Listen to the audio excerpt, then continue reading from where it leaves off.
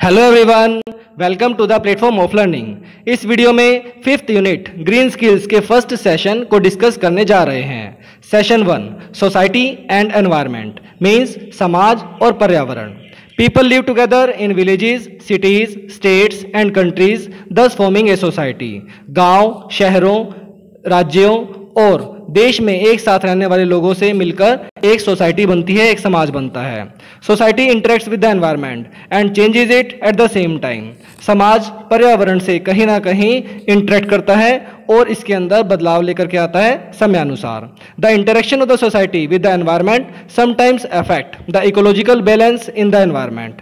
जो ये समाज प्रकृति के साथ इंटरेक्शन करता है वो कहीं ना कहीं हमारे पर्यावरण के बैलेंस को प्रभावित करता है एनवायरनमेंट के। With the increase in population and economic activities, people interference with nature has started destroying the environment. जैसे जैसे पॉपुलेशन जनसंख्या बढ़ती जाती है और आर्थिक गतिविधियां बढ़ती जाती हैं, लोगों का कहीं ना कहीं इंटरफेरेंस प्रकृति के साथ बढ़ता जाता है और हमारा पर्यावरण प्रदूषित हो जाता है, खराब हो जाता है। तो इसी के साथ हमारे कुछ नेचुरल रिसोर्सेज और आर्टिफिशियल रिसोर्सेज हैं, उन्हें डिस्कस करते हैं। तो सबसे पहला है नेचुरल रिसोर्सेज मीन्स प्राकृतिक संसाधन। A resource can be defined as an natural और आर्टिफिशियल सब्सटेंस, एनर्जी और organism which is used by human being for its welfare. एक संसाधन प्राकृतिक, कृत्रिम हो सकता है या फिर ऊर्जा या जैविक हो सकता है जो कि इंसान यूज करता है अपने फायदे के लिए। Ever since the earth was inhabited, जब से पृथ्वी का पनपना शुरू हुआ है, पृथ्वी का विकास शुरू हुआ है, humans and other life forms have depended on things that exist freely in nature to survive. इंसान और बाकी की सभी जीवन भी कहीं ना कहीं प्रकृति के द्वारा प्रदान की गई फ्री में जो चीज़ें अवेलेबल हैं उन पर डिपेंड रहता है। These things include water, land, soils, rocks, forest, animal, fossil fuels and minerals. ये सब चीज़ें पृथ्वी, पानी, जंगल, पत्थर, पशु पक्षी और कहीं ना कहीं जैविक ईंधन या फिर खनिज पदार्थ कहलाते हैं। They are called natural resources. इन्हें प्राकृतिक संसाधन कहा जाता है as they are basis of life on earth, क्योंकि ये पृथ्वी पर अपने जीवन जीने के लिए बहुत जरूरी हैं। We use this resources to survive. हम इन रिसोर्सेज को, इन संसाधनों को जीने के लिए प्रयोग करते हैं and also to function properly, और सही से काम करने के लिए भी हम इनका प्रयोग करते हैं। The resources which have been developed by human beings during the growth of civilisation are called artificial resources. ऐसे संसाधन जो इंसान ने सभ्यता के विकास के समय शुरू किए हैं उन्हें कहा जाता है आर्टिफिशियल रिसोर्स मीन्स कृत्रिम संसाधन। For example biogas, thermal electricity, plastics etcetera. तो नेचुरल रिसोर्सेज जो है कम इन मैनी फॉर्म्स, बहुत सारी फॉर्म्स के अंदर आते हैं। तो नेचुरल रिसोर्सेज के फॉर्म्स को डिस्कस करते हैं। सबसे पहला है लैंड रिसोर्स मीन्स पृथ्वी, धरती। Human beings thus use land as a resource for production as well as residence and recreation. इंसान जो है वो पृथ्वी को कहीं अपना घर बनाने के लिए, कहीं एग्रीकल्चर के लिए और कहीं अपने आनंद के लिए, मजे के लिए यूज करता है। बट ये एक फाइनाइट रिसोर्स है मीन्स ये एक लिमिट तक अवेलेबल है, उसके बाद पृथ्वी भी अवेलेबल इनफाइनाइट नहीं है। मीन्स ऐसा नहीं है कि पृथ्वी की कोई लिमिट ना हो। आपने देखा होगा आपके घर के अभी एक लिमिट दे रखी होती है कि आपका 100 गज का मकान है, 50 गज का मकान है, तो इसको बोला जाता है फाइनाइट रिसोर्स, संसाधन जिसकी एक सीमा है। फॉरेस्ट रिसोर्स मीन्स जंगल संसाधन। फॉरेस्ट जो है वो नेचुरल है, सेल्फ सस्टेनिंग कम्युनिटी है, characterised by vertical structure created by presence of trees. एक जंगल के अंदर बहुत सारे पेड़ जो है वो सीधे खड़े रहते हैं और प्राकृतिक रूप से अवेलेबल रहता है। इस लकड़ी का जो हम प्रयोग करते हैं वो बहुत सारी फॉर्म्स के अंदर हम करते हैं। वाटर रिसोर्स मीन्स पानी। Water covers about 3/4 of earth surface. जैसा कि हम सभी जानते हैं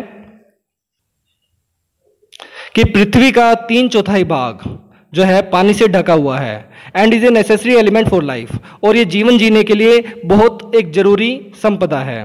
water resource includes rivers, lakes, oceans and underground aquifers etcetera. तो इसके अंदर बहुत सारी चीजें आती हैं जैसे नदी, झीलें, समुंदर या फिर भूतल वाला पानी, जो सब मिलकर के एक वाटर रिसोर्स बनाते हैं, जो कि एग्रीकल्चर मीन्स खेती के लिए, इंडस्ट्रियल औद्योगिक के लिए, हाउस होल्ड घर के कामों के लिए, एंजॉयमेंट के लिए आप यूज करते हो। अगला आता है मिनरल रिसोर्स रिसोर्स मीन्स खनिज पदार्थ, खनिज संसाधन। A mineral deposit is a concentration of naturally occurring solid, liquid और गैसियस मटेरियल इन और on the earth crust in such form and amount that its extraction and its conversion into useful materials or items are profitable now or may be so in the future।